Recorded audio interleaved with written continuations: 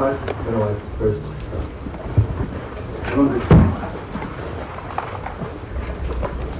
Reaffirm. Contention 1 is cooperation. The U.S. is pulling out of international agreements now. They said February 10 fines. Trump is swinging the wrecking ball at alliances and institutions. He has threatened tariffs against the EU and Canada, ordered the U.S. to pull out of the WHO and withdraw from Paris. Thus, China's ahead. Sudden February 6 fines, broad effort to shore up China's economy and relations is underway. Beijing pledged more government spending, budgetary expansion, lower interest rates. Beijing will dismantle U.S. global hegemony. Alliances are key to reverse this. Jose, February 7th, the U.S. still holds a key advantage with allies. However, if it treats them worse, allies push towards a hedging strategy, deepening ties with Beijing.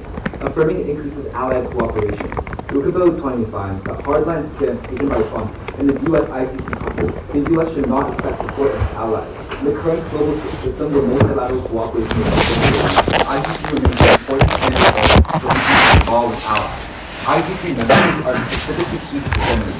Chapter 21 finds the Rome Statute's body, now 123 countries, of America's allies. The U.S. with alliances to the rule of law, the ICC is a good place to start. Otherwise, the time causes transition wars and 1019 finds U.S. fear about China's power also grows. Washington makes every effort to assert its global dominance. Conflict between the two is likely. Contention 2 is Africa. Despite limited success, the ICC is attempting to mediate in Africa. 2022. Prosecutor opened cases in DRC, Uganda, Sudan, Kenya, Libya. The court has faced severe criticism for holding an African bias. Over 40 individuals indicted from African countries. However, this backfired. Jerusalem 20. Government perceived peace agreements as risky because this might pave the way for arrests. Sudanese al-Bashir, Libyan Ghaffradi had a similar effect. Continued fighting is perceived as only way to circumvent prosecution by the ICC. Peace concluded in 4% of ICC involvement, 24% without ICC. Uniquely, 2025 in the Sahel conflict is key. Basu 25. Structural challenges lead to escalation in many countries. In 2025, the Sahel, the Lake Chad Basin, and the Horn of Africa, jihadist activity at particular risk, difficult to resolve once the genie is out of the bottle. Addressing conditions will require African efforts. Western governments should refrain from paternalism. GG24 gives 2 additional reasons. 2025 poly crisis in the Sahel, food-prone regimes, enlist support from Wagner, and the climate impact of desertification spill over, creating opportunities for actors to profit from destabilization. The ICC is structurally toothless, Vega 20. Severe crimes were left uninvestigated. Warrants for arrest cited insufficient evidence for genocide. The Rome Statute is non-binding treaty. Outstanding arrest warrants were issued in the 2000s, a window into broken legal architecture of the court. Even if it isn't, the U.S. will amend the Rome Statute post-act, Code 24. By signing the Rome Statute, the U.S. can reshape the ICC's legal infrastructure in the direction of U.S. interests. Efficacy depends on legal resources. Members are willing to contribute. Thus, all of the negative impacts of the ICC constructing the U.S. activity are false. One should prefer this on probability, as the U.S. is the most powerful country in the ICC, causing other members to acquiesce. 2, it's a prior question to their arguments, because the U.S. isn't forced to comply with decisions that go against the national security doctrine if you affirm.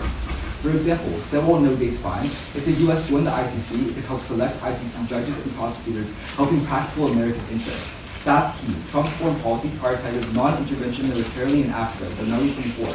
Trump's America First relies on a realist approach. There will be no crusade to promote democracy and liberal principles that dramatically reduce American involvement. Alternatives are better, Alex 24. Unlike the ICC, horizontal cooperation between states allows them to do them by themselves. ICC, which is reluctant to pursue crimes. Otherwise, African war goes nuclear. Bullets, no games. Nuclear war is most likely to start in Africa. Very few countries are beholden to any power. Outside powers can easily find client states and attract outside involvement very quickly, ignite a much broader conflagration. Thus, we are proud to say.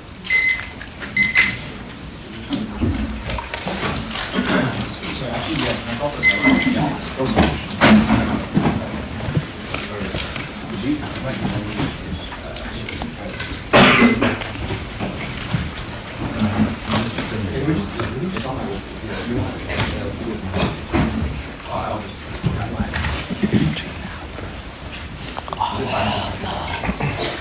This is ranked or what?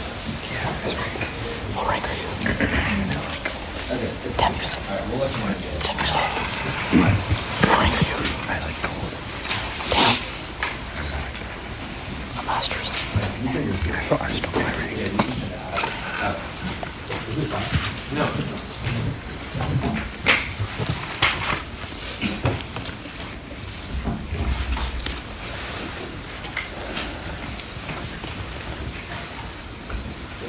There's kind of a reportedly heavy section at the top of our case. Is it fine if I just send it for another? I would appreciate you saying that. Okay. Yeah.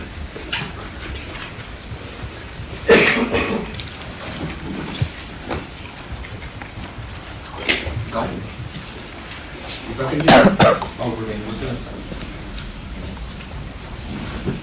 Is everyone good? Throughout history, thinkers and policymakers have recognized that the truth is complex, and simplistic explanations are often flawed. This debate is no exception. The Affirmative has argued that the International Criminal Court, or ICC, is essential for accountability. But this naive view ignores the legacy of violence that underpins the court's very existence.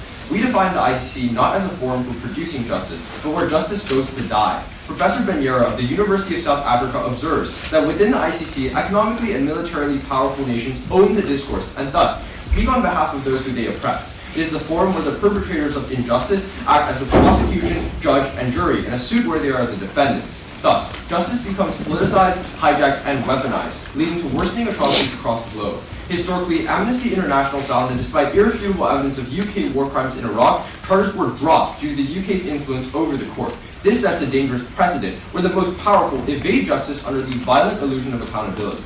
Thus, our first argument regards prolonging conflict. The ICC suffers from structural issues. As Wong 19 writes, the ICC suffers from enforcement. It depends on states to arrest and transfer defendants. It has no police force and no effective means to oblige states to cooperate. Thus, dictators benefit. As John 24 reports, between 2002 and 2021, dictator self-referrals resulted in 17 warrants. 94% were for opponents of the sitting government. A dictator knows that if he commits atrocities against rebel forces, there's little chance the ICC will hold him accountable. That same dictator can use the ICC to punish rebel forces. ICC membership can give a dictator a strategic advantage in a civil conflict, which is why dictators who join the ICC are only half as likely to lose office after joining. For example, Article 15 finds in Uganda, the ICC restricted its investigations to LRA crimes. Such an interpretation is highly political and does not align with who the victims in northern Uganda see as responsible for their suffering. It oversimplifies conflict dynamics, particularly in civil wars. And overall, Paragraph 17 concludes, ICC involvement generates incentives for leaders to continue the conflict as a way to avoid capture. From 2002 to 2013, involvement with the ICC significantly decreases the likelihood of conflict termination. Our second argument regards protecting peace. The U.S. military is strong, but continued commitment is key. As Blanchett 25 reports, the U.S. commands economic vitality, military superiority, human capital, and a political system designed to promote the correction of error. The U.S. still has a vital edge over China. Washington could easily squander its advantage if panic depletes its will, or leads it to overindulge in isolationist impulses. Affirming limits troop deployments are the key. As Dunlap 19 finds, ICC trials admit hearsay. The admissibility threshold is low relative to the U.S., and the Department of Defense policy mandate that agreements protect the rights of personnel. The DoD will not send military personnel abroad without protections. The U.S. will not agree to the exercises of foreign jurisdiction status protections, and status protections are important strategically because the percentage of young people who will join the military would shrink if recruits were told they would be handed over to a foreign court. Historically, Miller 02 reports the U.S. used the UN peacekeeping mandate in East Timor. The Security Council rejected a U.S. proposal to exempt it from ICC jurisdiction, so the U.S. refused to replace observers assigned to UN at MISET. Fear alone chills military action. As Holt 06 finds, perception is reality. Confusion about the court among military personnel is real, and will continue to feel like their actions could be second-guessed. No one wants the military personnel to carry an additional, unnecessary burden. Accountability is wrong, as the court's laws are too vague. As Groves 09 confirms, the court has yet to define even the crime of aggression. Every decision by the U.S. to use force could give cause to file charges. The U.S. will find itself defending its own military against frivolous and politically motivated charges. Overall, a strong military is key. As Barnett 11 concludes, America stepped up to usher perpetual great power peace. We introduced a 10-fold increase in GDP and a 99% drop in deaths due to war. For these reasons, Strake is proud to negate. Awesome. I would do that. Okay.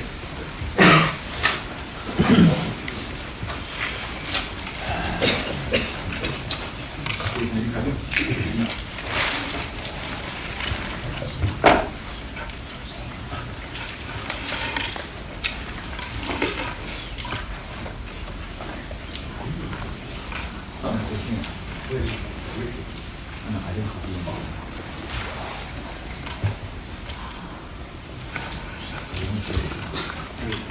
I can reply all and just add it. Thank you. That would be good. Thank you. email?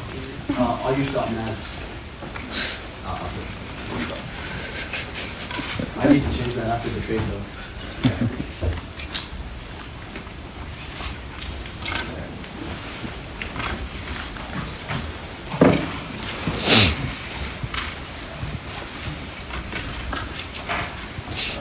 Should be something. Okay, As soon as y'all get it, just let me know. sounds good.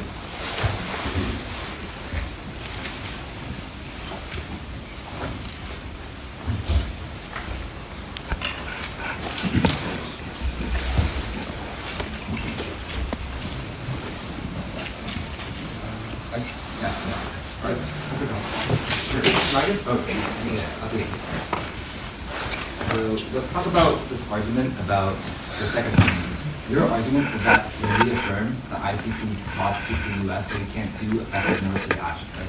Yes. So there's 125 countries in the ICC. Can you give me one example? Like, I don't know, Britain, Italy, Germany, these are all countries in the ICC. Did we see them, like their whole entire military breakdown after they joined the ICC? Our argument is just that should the U.S. accede to the ICC, then it would give the ICC credible cause to target the U.S. Not because there's a precedent for this argument. We'll say that the Groves evidence puts it like really well.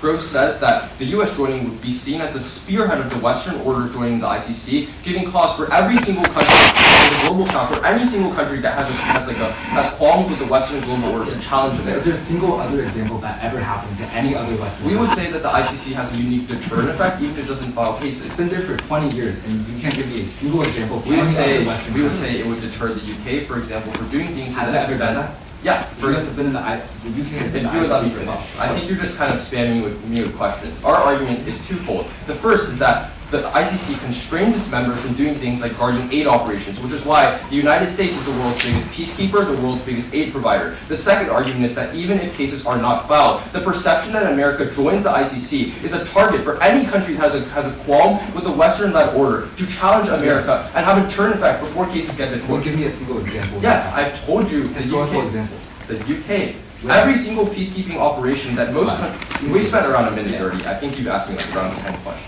Anyways, let's talk about the first argument about cooperation. You said China's ahead of America, correct? Yeah. So have we seen any hedging? Because you said America's pulling out of institutions, so China's ahead, causing our allies to side with China. Can you give me any Yeah, for examples? example, I would argue the EU right now is siding more with China than a couple of years before. Like after Trump's tariffs on the EU, How are they siding more with China? they're increasing diplomatic efforts. What does that mean? Yeah, for example, there's an increase in BRI expansion into the EU. Like, Do you have evidence that says this? no, right? I don't have it on my computer, but that's just a fact of the world. I don't think you can say that it's a fact, especially given it's such a recent development. I'll ask you again. Do you have any specific project, maybe a certain country in the Yeah, EU the that's BRI. siding? I just said that. The BRI is a vast project, and Yeah. the EU is a group of many countries. Any new projects that have occurred I for can give you specific, 2025? for example, I don't know, Croatia increased BRI. You'll defend this. Sure. I'll defend it. Okay, it's true in the world. I'll see Yeah. the evidence after. I don't have know. evidence, it's just a fact of the world. Okay. I don't I'll think take a so. punch. You can't just assert that. Well, you don't give me a single example of your argument here. I have. I've So given yeah, you you have US evidence. You have evidence supporting that. The United States is factually, literally the country that does the About most the peacekeeping. About the I can tell you that America does a lot Exactly. more No evidence. peacekeeping and is not constrained. You just name dropping Croatia.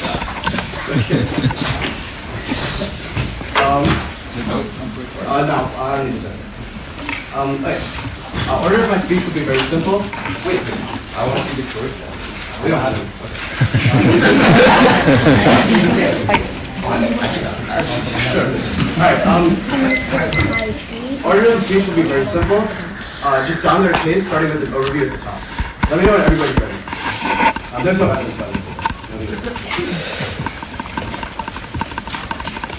At the top, we are going to make the argument that our case outweighs. We would uniquely contend that African conflicts are uniquely the most likely. The reason why is because there are more things like countries within the area that are more likely to miscalculate. Because when there are more countries in an area, it becomes harder to predict their outcomes. Whereas their arguments have never historically happened. For example, when the UK joined the ICC, they did not increase the amount of military involvement. And for example, the prolonging issues that they talk about does not have a link about the United States, which I will get to later. Moreover, we will argue that our argument solves their impacts. If our argument is correct, that things like cooperation increases, or Africa, or we're able to do things things and politicize the court. It solves their arguments. It means that things like peacekeeping operations for the United States stay in. And we would argue that as soon as you affirm, we politicize the court, which means that we are solving for their impact immediately. So they can't just like say, oh, our argument is perceptual to try to get out of this, because our argument it is as well. Just because our impact isn't necessarily perceptual, our link definitely is. We are also going to make the argument that cooperation is an impact filter for their case broadly. When there's increased amounts of cooperation with our fellow countries, it does things like de-escalate crises before they escalate, and it makes sure that peacekeeping operations can hedge away from the United States-led efforts to hedge out to our allies instead. Let's go to their argument specifically.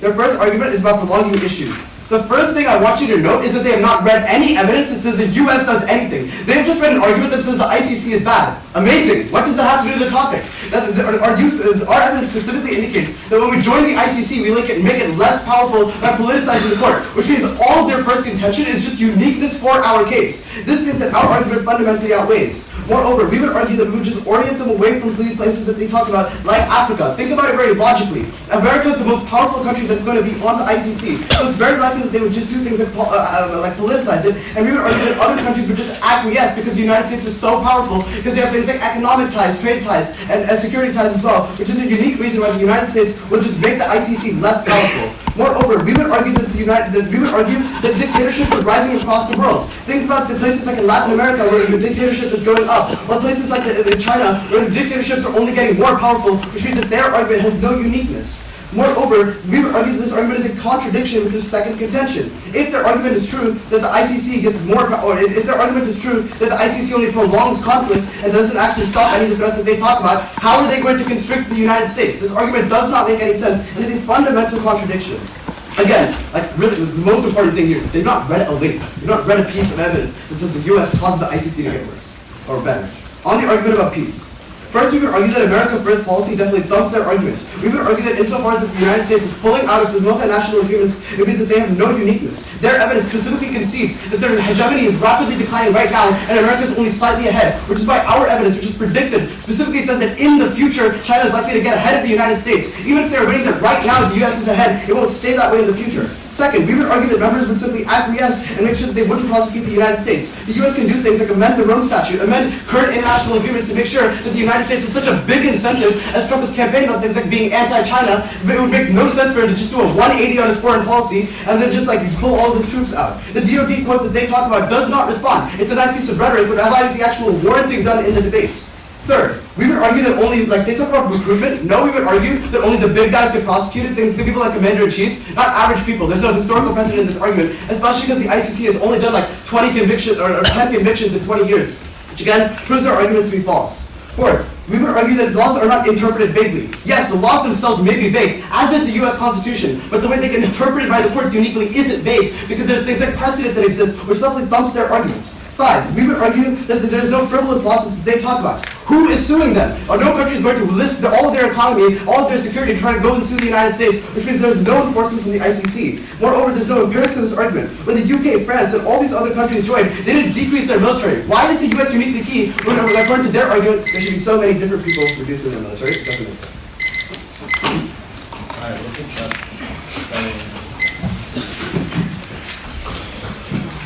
Who do you think's winning?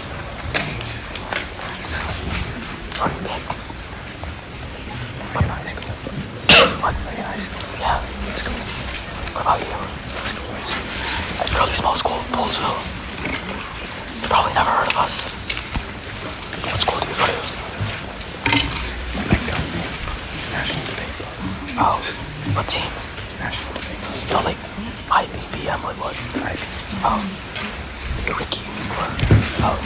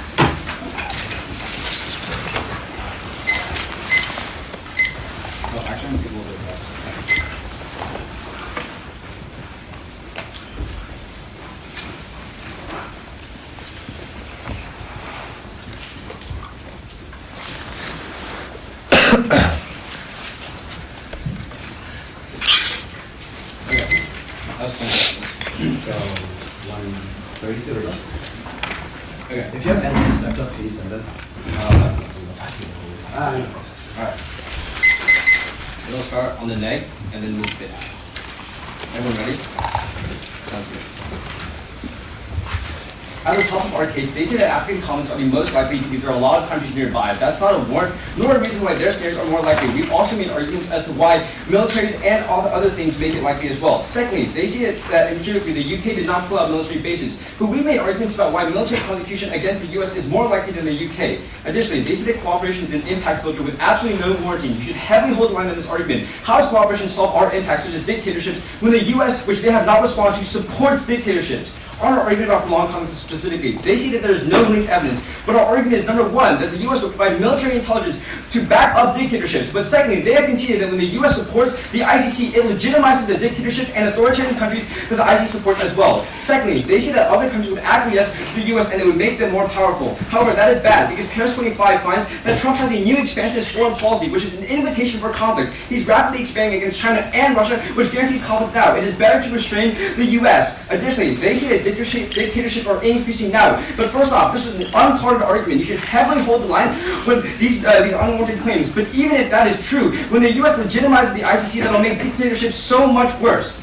Additionally, they say that there is no way for the US to restrain the US, but that is exactly our argument. The US would get bipartisanship and support from the ICC that not only legitimizes the US's pursuit of adventurism that increases conflict, but that it worsens peace across the board. On our second contention, they say that America first thumps, and we're pulling out now, but they have not responded to our biatch evidence, which indicates that America's military strength goes beyond its material troop presence. It's the ability to credibly stop conflicts. They have not responded to the thesis of our argument, which is that people perceive the military as subject to foreign jurisdiction, so people won't join and countries won't trust us either. They say that members won't stop the US, but they have conceded the gross evidence that members on the side of China and Russia would flood the court with cases preventing any resolution. And theoretically, if their argument is true, it also takes out both their first and second contention, because it looks like American bias, which number one means that countries will not trust our approach to the IC, but secondly, it also means that we would not be able to actually do cooperation in Africa, and that if commanders can be prosecuted, the ordinary troops would be even more scared.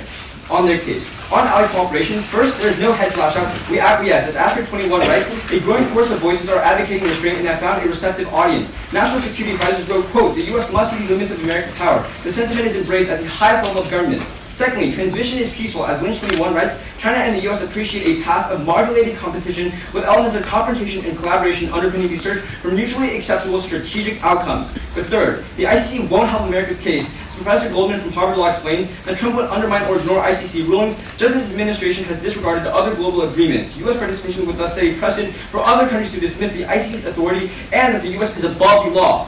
On the second contention about Africa, first, Groves 09, which is unresponsive to, says that people will twist the rules to target and politically challenge the U.S., leading to more cases against us. These are not things that we can resolve with structural reforms. Even with new judges, for example, they still have to parse through an extremely huge caseload. Secondly, they see that the U.S. will amend the Rome Statute post-app to support their own interest, which takes out their case. If it's true that we'll be able to reform them in terms of U.S. interest, they've also made the claim that the U.S. does not want to get involved in Africa. They'll just reform it so that we don't have to get involved. Third, Frankie Wong from Stanford University points out that the ICC faces significant structural issues, making it an ineffective deterrent from international crimes. Its low conviction rates, taking 16 years to convict fewer than 10 suspects, are a result of the complexity of trials, the scale of crime sites, the variety of charges, and the large volumes of evidence. Furthermore, the court is hampered by political bias and slow procedures that prevent timely justice, all issues that the U.S. would not be able to reform, and any attempts would make the U.S. look even worse and justify things like working above the rule of law. Finally, there is no great power war over Africa because deterrence solves and resource interests don't cause escalation. As 1215 writes, there is little credible potential for conflict in Africa. U.S. strength in unconventional sources further reduce likelihood. Potential for China or U.S. to enter war with a nuclear adversary over African oil, let alone less valuable resources, is extremely small. Thus, we're proud to negate. Yeah, I'm going to take some prep.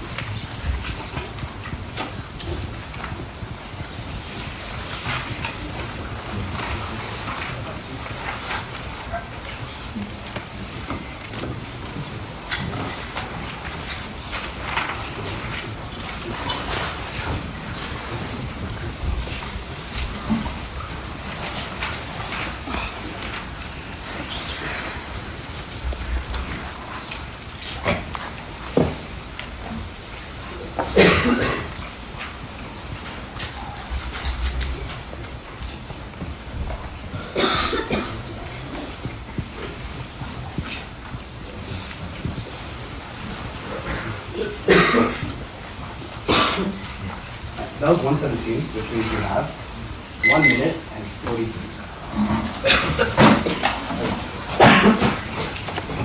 First question. I want to talk about your wrong evidence to read on the Africa petition. Are you saying that the ICC will orient away from Africa after we affirm?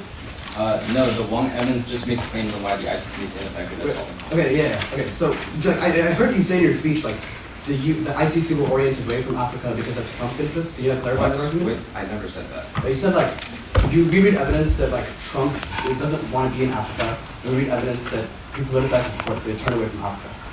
Right? Did you read that as a response? Like, no? I don't know what I thought I you're heard talking that. about. Wait, so can you clarify that response then? The Wong evidence just said that the ICC faces structural issues the U.S. will not be able to resolve. Great. I don't know where you get the argument that we would pull away from Africa. Okay. You can get a question. Okay, sure. I guess let's talk about your case on Africa. Can you explain how the AF solves specifically? Yeah. The AF solves by removing the ICC from Africa. You have conceded that every time the ICC gets involved in a region, it increases the chance of conflict by 20%. When we affirm we politicize the court, the U.S. does their own interests, which moves it away from Africa, which then allows regional courts to solve, which you have conceded are much more efficient and more likely to resolve conflicts. Can I get a question? Sure. Okay. If the ICC is fundamentally ineffective, has no enforcement, and you read evidence that says that Trump will undermine the ICC, why do enforcement mechanisms matter? Who's going to prosecute the military? Can he just not follow it? What? Wait, say that again? Yeah, so who is prosecuting the military, and why does the U.S. have to follow it if you read a piece of evidence that says Trump will skirt around rulings? Because Trump is different. Like, first off, we made arguments about, number one, prosecution of military generals, whether they can still get it out. Secondly, we made arguments about why people would still be scared of prosecution, which is why people would not want to join the military anymore. Okay, so to clarify, your argument is that despite the ICC being fundamentally toothless, the U.S. not following any of its resolutions, that your argument is that because the people think that the ICC is so powerful, that they just don't sign up for the military. That's your argument. Yep. Okay. I think that's speaks for itself, but you can get a question. Okay, sure. Let's think about co-op. Can you explain why allies would suddenly want to cooperate with us?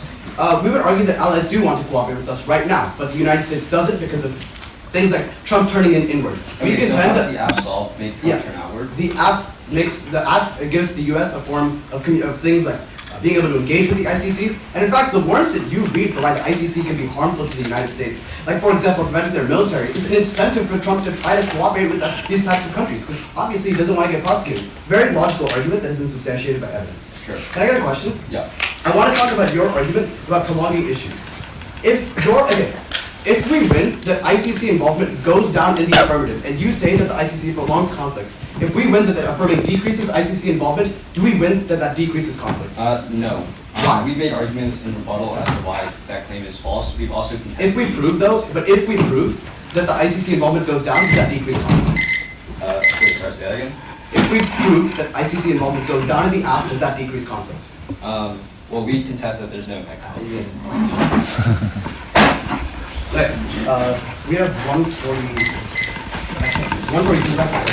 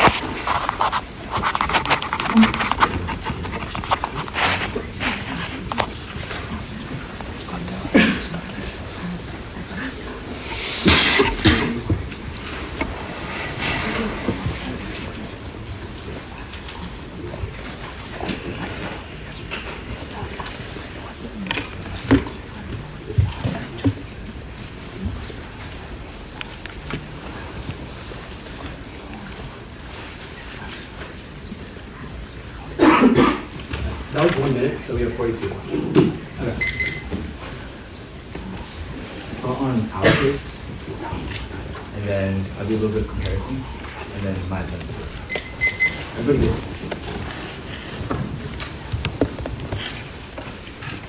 We're going to go for our second argument about Africa. My opponents have missed the thesis of our argument. Yes, we are saying that we agree the ICC is ineffective. The ICC does more harm than good. When you affirm you stop the ICC from bringing in Africa and you solve the conflicts, I will extend the case that the ICC is currently bad right now, and empirically the ICC raises the chance of conflict and of escalation by 20%. When you affirm the U.S. politicizes the court, and because Trump's policy is focused on America first, he doesn't do foreign military interventions in Africa, which would be politicize the court, bend it to its will, and stop investigations in Africa. My opponents have fundamentally mishandled our argument. At that point, they have conceded that this allows regional actors to fill in that are 20% better at solving for these conflicts, which mediates the conflicts that are currently going on in the Sahel region. Otherwise, they have conceded that this spills over globally. It draws in global powers and it goes nuclear because of increased jihadist activity and diversification in the area, which kills millions of people worldwide. My opponents give a couple of responses, but none of them actually interact with case. They see the Groves evidence that cases are targeted against the U.S. This is not responsive to our argument. Moreover, if their argument is that the ICC is fundamentally a corrupt organization and they have conceded that affirming politicizes the court, it means that the U.S. will just bend and reform the ICC to its will, which means that our evidence solves back for that. They say our link contradicts. I just explained the link to you. They say that the ICC has structural issues. Exactly, that is our argument. They do more harm than good right now when we affirm we stop them from operating in Africa. They say that there's no great power war. There's no war to this argument. They have conceded our independent warrants that the Sahel region uniquely being key with the hottest activity rising. Our evidence is from 2025 that postdates their analytics. At that point, our argument outweighs theirs, because when you affirm you come to the other side of the court, which means we're fundamentally solving back for the scenarios, in order for them to win their argument about the U.S. military, they have to prove that the U.S. acquiesces to the ICC. Our argument is that the U.S. fundamentally reformed the ICC to bend it to its will, which means that never happened. Moreover, this is all just conceded out of Ayusha's speech. They have conceded that that our unique scenarios, that the Sahel region is uniquely key, and to try or die. If the status quo, if the conflicts are going on right now, any risk of offense of our case is enough for a ballot. At that point, go on to their case. On their first argument about prolonging the conflict, we are going to go to the argument that there's literally no link on our argument. As for their case after the round, there's no evidence that the U.S. changes anything. So just because it's an ineffective institution, okay, what does affirming do? My opponents give new words in rebuttal, but they have, but again, this is still big on this argument. Moreover, they have mishandled the argument that other countries would just acquiesce. They themselves say that the ICC is a corrupt organization that is heavily politicized. So when you affirm and the most powerful country goes in, yes, we just bend the court to our will, which means we stop interventions from Africa, which is our argument. On their second argument about the U.S. military, they have conceded the quote evidence that when we affirm the U.S. can just amend the Rome Statute to bend it to its will. Moreover, they themselves say that perception is reality. So as if the perception is that the ICC is ineffective, there's no enforcement, and the U.S. will always go around its rulings, why is it that the U.S. will acquiesce to the ICC? These are all unanswered questions, which is why there's no historical precedence to their argument at all. Vote for the ICC.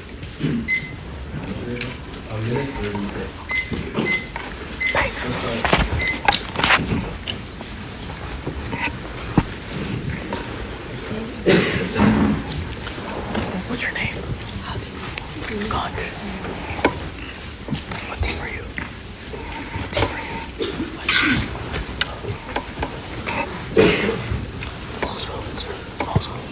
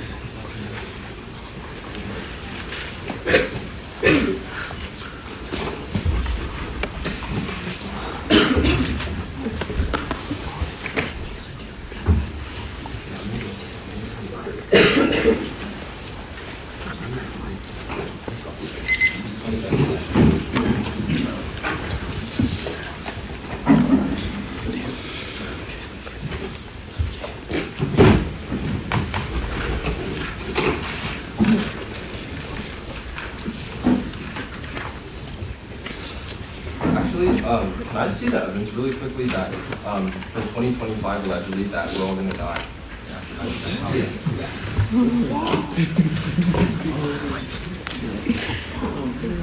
I'll move it. These two pieces.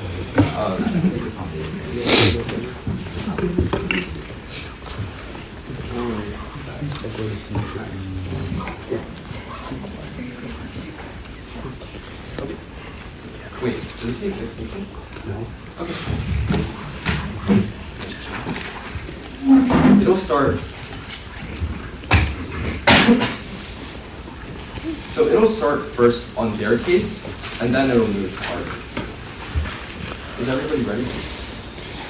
The first premise of their case is that America will reform the ICC in order to not listen to any of its rulings, and that would be good. But they have not responded to our evidence from Professor Goldman from Harvard Law that says that the ICC, that America could either choose to amend or choose to ignore. They have not responded to the argument that Trump would just ignore ICC rulings and detach himself from the court completely, which means that there is no hope of amendments, which means that their entire case, which functions as an impactor to our case, does not have a link because Trump will not choose to amend it. The second argument they've not responded to in terms of reform is the Groves evidence. They just say Groves is their argument, but they've not responded to the argument that should the U.S. join into the court, countries would flood the court with cases against the U.S. Meaning that before the U.S. can go in to amend the Rome Statute or to reform the court, it functionally has to do with all of these cases, which sets their argument far back into the future. And we would say that since we've read the Goldman evidence, it is far more likely that Trump will choose to detach the court completely instead of pursuing reform, which means that their argument does not have a link. But they say that there will be an impact and that there is extinction imminent. But I encourage you to call for their evidence. Their evidence does not say that it would go neutral. That they concede the warrants from our formal evidence. They assert that it is unwarranted, but they've conceded two arguments. Number one, there's no risk for spillover in Africa because countries have already achieved energy independence. Their warrant is that interest in the oil, but those interests are oil, and our countries are already. Number two, they've conceded that great powers would rather cooperate in the region. They've conceded that America and China are both uniquely against terrorism and would resolve their impacts before they can trigger. Now that we've established that their case both does not have a link or impact, you should actually totally both. But on our case, all of their defense on our case is essentially a cross-application of their case. But since they've lost that argument, we're going to go for our second argument of protecting peace. They've not responded to Blanchett. That is, not just the material of American intervention, but the perception that America can be strong. They've not responded that as soon as you affirm, the perception is on the lower level, you cannot join the military anymore because now suddenly your upper command can get prosecuted. And even worse, our allies do not believe America's military is strong. Whenever you accede, it causes America's military to lose credibility. The same military that was deployed and historically probably increased us by 99-fold and increased the economy by 10. They see that other countries will acquiesce, but they've not responded to number one, the Groves analysis, and also, that stuff. And also, the no perception argument goes negative because they've conceded that other allies perceive that we cannot. Some of the countries inside of the ICC, the small countries, may perceive that America would acquiesce, but our major allies, the one that trusts us the most, for example, Britain, the UK, all the people that we need to deal with arguments like terrorism, and not just the small countries that they talk about, but perceive the U.S. military as immediately unreliable. On our first argument about prolonging conflict, they've still not responded to the idea that America joining the ICC,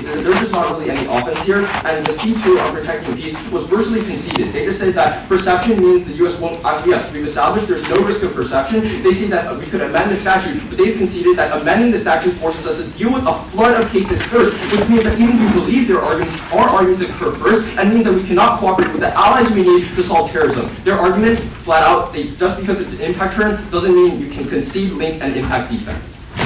Alright, good call. Can you read a line in the Goldman evidence that says that the most likely way Putin would respond is to Putin? Can you please read a line from your Goldman evidence? Trump would ignore ICC rulings, just as his administration has disregarded other global agreements. Great. He would ignore rulings. That is our argument. What is your case then? Yeah, our argument is that Trump would choose to ignore rulings, which means that he would not go into Think about it this way, okay? Trump has two options. He can either ignore rulings or he can engage with the ICC. Yeah. We made arguments, wait, just let me finish, okay? We made arguments about why strategically it makes more sense for Trump to ignore the rulings rather than, number one, have to deal with every single frivolous case that gets set against us, the US, and then after dealing with all those, have to make reforms after that. Yeah, I think that's our argument, right? Like, Trump ignores the rulings. He doesn't care about the So ICC. okay, so think about it this way, okay? Your link is contingent on Trump engaging with the ICC and changing the ICC. If you drop that Trump will just not engage with the ICC, he'll ignore all rulings, he can't make any refunds. And you have no offense. You also have offense, because if Trump does not engage with the ICC, and yet the ICC still exists, the ICC can launch an endless amount of cases, regardless where they're headed. Which one is it? Yeah, which one? Which one is it? Do they launch endless cases that the U.S. can't defend, which causes them to decrease their military, or do they amend the Rome Statute? You can't have your cake and eat it too. Yeah, like if Trump ignores everything. I think they're missing the point. What does the ICC do to the U.S.? I think it will require like around 20 seconds of uninterrupted explanation. So, yeah, our argument is that whenever the U.S. accedes to the ICC, it will have a flood of cases, which causes our argument. But when Trump sees the cases, he will choose to not engage with the ICC at all, which means you don't have an argument, but we do, because our argument occurs before your argument. Because obviously, to reform the ICC, it takes so much longer than it would take for our allies to Absolutely not. You have conceded that as soon as the U.S. joins the ICC, that it specifically involves amending the Rome Statute to make it constitutional. You've just conceded that it wouldn't do that. One second. Go ahead. You've also conceded that the U.S. will pack judges on. Even if you are correct at your highest level that they pack, or like they do the things like frivolous cases immediately, why would the United States pull apart their entire military and then just retrench in like a month? Fully flow rebuttal, because I actually implemented a Farlington's argument, which is that even if we rig them with judges, that it still takes time to prosecute the huge caseloads. So, yeah, also retrenchment. Yeah, honestly, yeah, sure. Let's talk about the Africa argument here. You didn't read an impact about how it goes nuclear, or at least when I asked, you didn't show me. So can you walk me from step A to stage? Sure. So we read evidence from 2025 that says Africa is uniquely poised to escalate, and we read other pieces of evidence that indicates that if an African... Does it say that jihadists would get nukes? Our evidence indicates that when the African... No. The jihadists don't get nukes. It's that great powers get involved, and they use nuclear weapons. Why would great powers get involved? Yeah, you've conceded that specifically that these countries within Africa Because are not jihadists are threatening their interests. Yes, that is our argument. It's not just jihadists, but also insurgencies and other coup-prone regimes like this thing. So why would we care about that? Care about? Why would we care about dying? I don't know. I'd say such. Why?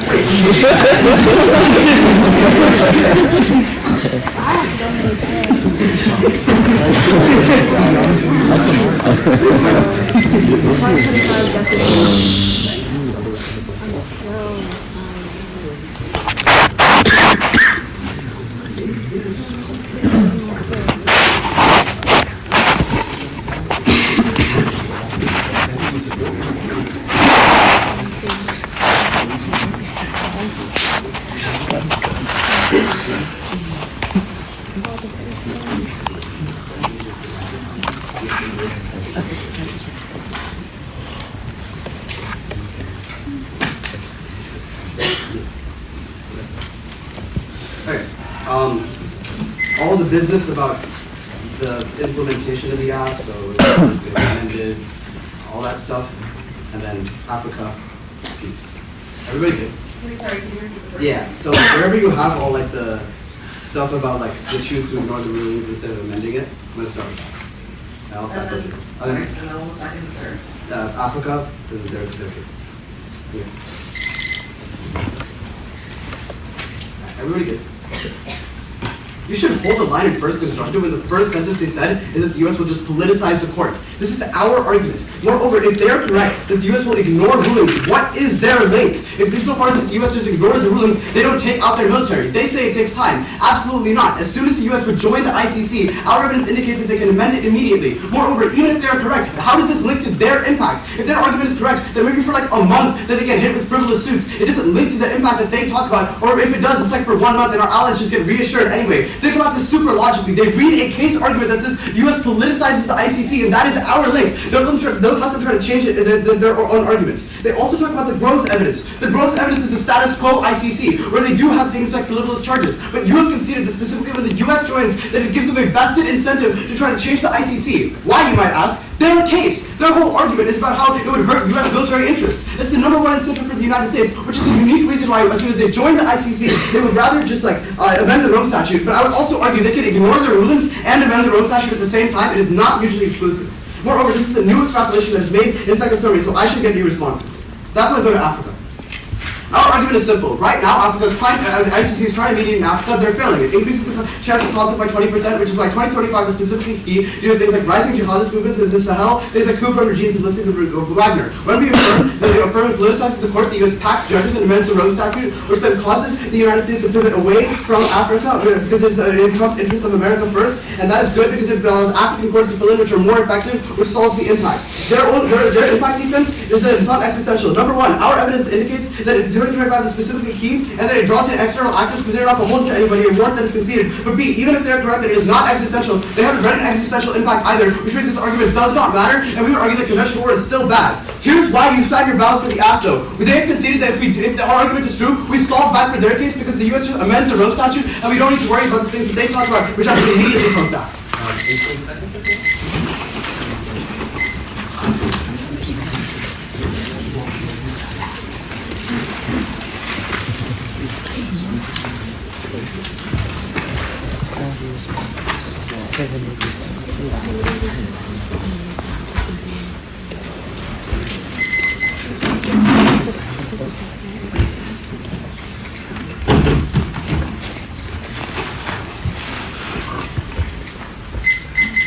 Alright, great. Then we'll start on the neg, then go to the app. Everyone ready? The military contention was basically dropped in final focus. They have conceded that when the app specifically signs on to the ICC, that it means that the risk of prosecution means that people will not sign on to the ICC in the first place. They have fundamentally misunderstood the link that we are going for. They say that we can ignore rulings, which means we would not take out the military. But our link is not about taking the military out from abroad, but rather that we do not have any personnel in the military to begin with, which means we wouldn't even have anyone to take out. Look, this is why it is incredibly easy to vote neg. The linking was just dropped. They have conceded that a strong U.S. military is essential to respond to threats like terrorists and deterring adversaries, which is the very internal link that they have read. If the U.S. military is strong, we'd be able to deter China from even going to war in the first place, even if they are involved in Africa. But moreover, that the U.S. military would be able to solve terrorism in Africa. These were all dropped arguments, and since the military decide was just conceded, you can definitely vote neg there. If you don't want to look at where we're winning, you can look at where they're losing. But moreover, they can see that our allies and soldiers would see the cases and we would lose military might. They say case will be done in a month, but that is a claim without any evidence.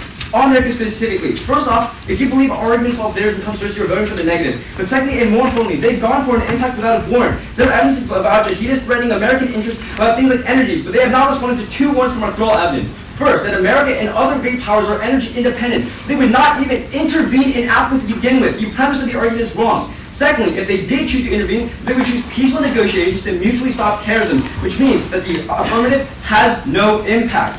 Look, the U.S. has two options. We can either choose to ignore ICC rulings, which means that we would not be able to reform them, because in order to reform the ICC, we have to start by engaging with the ICC. Secondly, if we do choose to engage with the ICC, then we would have to go through a litany of frivolous cases that they have considered would take so long that Trump would rather just choose to ignore these cases to begin with, which means that the affirmative has no link. In order for the affirmative to win that they can solve Africa, they have to win that we pull out. The U.S. has to deal with cases before it amends. The military is essentially destabilized and we won't have the strength to cooperate. Let me just make it clear. Our link is not contingent that reform happens, but that the risk of prosecution triggers the link enough. Theirs is on reform, and they've conceded reform does not happen. Incredibly easy neg ballot. Good one, guys.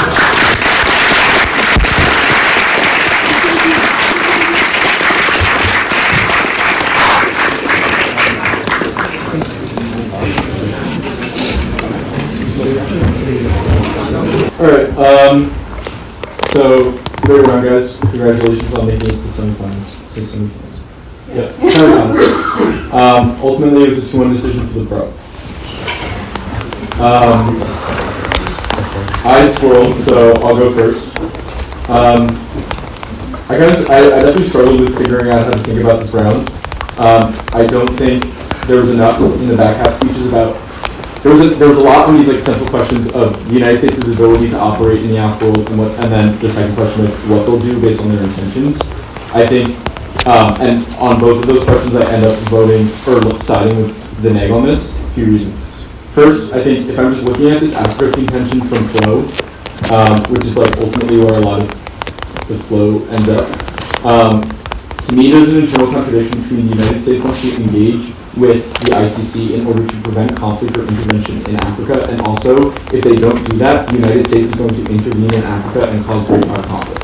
That to me doesn't make sense, and I don't get an answer for you as to why I should fear a negative world in which we go to great power conflict, if you're telling me that a consistent factor in the world, regardless of this question of whether or not the United States should engage the ICC, is that we are becoming more isolationist and less interested in great power competition. I also side with them with this card that you guys don't really engage with, which is that the nature of U.S. and U.S. and Chinese competition is like mutual cooperation in order to get mutually beneficial outcomes. That's not engaged with, and so I side with the idea that I can't give you guys any incentive. It would have been better if you just talked about preventing African conflict and like the regional tribunal stuff, and I probably do give you that. But ultimately, like this African convention to me, it's really just a wash, and I think it sets up problems for you later because. So there's like basically, for me, like there's basically no impact, you don't impact out this like Africa regional conflict thing. For Neg on this study contention of like peace and the U.S. military, the soft power warrant that you had from Case I thought was stronger. I think it's a more interesting way of arguing that the U.S. military is affected in the Africa world. That's like you lose a lot of soft power. This idea that we're going to have fewer personnel in the military is like I have a harder time believing it, but I also don't get any real responses from them in the back half speeches. Like they kind of drop a lot of their responses on this, so I do side with you on that. And then the analysis I'm getting kind of from, I think, like Summary and Growing Cross is that should be evaluated first, because that then affects the United States' ability to go in and reform the ICC, and if they choose to go and reform. So like in that question of intent, I'm getting that if they choose to reform or if they don't, or if they choose to reform, they're not going to have the ability to, then I'm also siding with you that it's less likely that they choose to reform, because I also give you your responses, which are basically like they, like the litany of things that happen as soon as the Apple triggers is such that Trump just doesn't engage the ICC. I see that as far more likely than this new brand of Trumpism which comes in and reforms the ICC. But I also agree with you, like they're going to have a fairly limited ability to do that. So I think ultimately, like the round would have been severely benefited, or like strongly benefited from a lot more weighing, a lot more impacting, because I'm not really sure how to impact out these peace arguments. And because I don't have terminal impacts from either side, I'm just kind of giving the ballot to the con on the fact that like it seems to undercut this like broader value-based stuff that is going to like that the United States is going to reform the ICC. And because of that, I gave the ballot. But again, it was very like I thought it was like pretty messy coming out of the bubble and definitely through the back half speeches. So not an easy ballot, and like we'll probably listen to these other judges and maybe agree with their analysis around the answers now. Yeah, kind of similarly, I agree with a lot of that. I think that the biggest problems with this round that make it hard to evaluate are, like, there's not a ton of weighing, and there's not, like, a ton of contextualization of what either impact scenario actually looks like, which makes the comparative harder. I think that, like, there's tons of time spent on, like, the uniqueness level and, like, comparing your things. But, like, there just aren't, it's kind of like you're doing really high level technical debate on like this Africa convention and like working with these responses and frontline and stuff, but you're not doing like the good basic work of like warranting your case offense, extending that in like a comprehensive way in summary and final focus, and like having a full link, internal link impact scenario. Like you have uniqueness, you have links, but like I don't know, like in final focus from each team, I don't have really terminal impact at all. And so because of that issue and because of the comparative, like, I don't know, I just think that like there's more risk of African conflict happening, even though I agree I don't buy this great power conflict. And I just like don't see any contextualization in final of what Meg's impact scenario looks like, so I don't really feel comfortable voting for offense. Yeah, I would agree with both judges. I think what kind of makes this round tricky is that both teams want to simultaneously argue that the ICC is quite powerful and like at the same time very toothless. And so I think this breaks down for the two teams in different ways, and that's where I ended up signing my ballot. So for the act, this question of whether or not the U.S. is going to reform the court, to be honest, I believe that it is more, I agree with the neg, but I think it's more likely that the U.S. would rather ignore these suits. But I think if, in the scenario where I believe that is the case, it's unclear why Neg's case has any offense, because then it's not clear why this perception and soft power decrease actually happens if the opening up of frivolous lawsuits doesn't actually result in anything, even perceptually. And that makes it quite difficult to decide any of Neg's offense. So in the scenario where I believe that there is some sort of U.S. reform, I think this is where Ned Cross then doesn't work. If I follow them on Africa, like, I think Ned concedes or doesn't contest that this will result in a turn away from Africa. There is some contestation of the time frame, but I think there's insufficient weighing on the significance of that time frame, i.e., like, ACT says that it's like a 1 month delay because you have to like fight these frivolous lawsuits. Ned contests whether or not it's 1 month. I don't care too much if it's like 1 month or 6 months or 2 years, but I think some weighing from Ned as to the impact of having some sort of diminished U.S. military for 6 months or 2 years or whatever it is, why that's worse than having the ICC intervene in Africa for longer. I think some weighing there would have strengthened the negative so that it's not a whole, too much situation. But I think given that I believe that eventually there is some degree of reform and turn away from Africa and the ICC, the final question then is whether or not this prevents war in Africa. I agree that I think Meg does a good job of contesting whether or not this leads to great power conflict in Africa. I think reliance on energy independence and reliance on alternatives to full out war existing are don't go contested and stand at the end of the round. But I do think that given ACT's claim wasn't merely nuclear war, but also relied on terrorism, coups, insurrections, etc., it does seem like war on its own is still bad, and I find that possible. I have a question. Which argument do you think is Even if I believe that your argument occurs first, I believe that at some point the lawsuits are all reconciled before happens, and so in that year, the weighing of why that year of your impact taking birth is more important than their impact eventually taking place is not fair. Didn't we state that the U.S. military strength is key to negotiations and cooperation with powers about resolving terrorism in Africa? Yes, but a 6-month delay in that, the weighing of that relative to, as they claim, greater risk of conflict happening in Africa in general, that weighing. Okay. Thank you guys. Congratulations.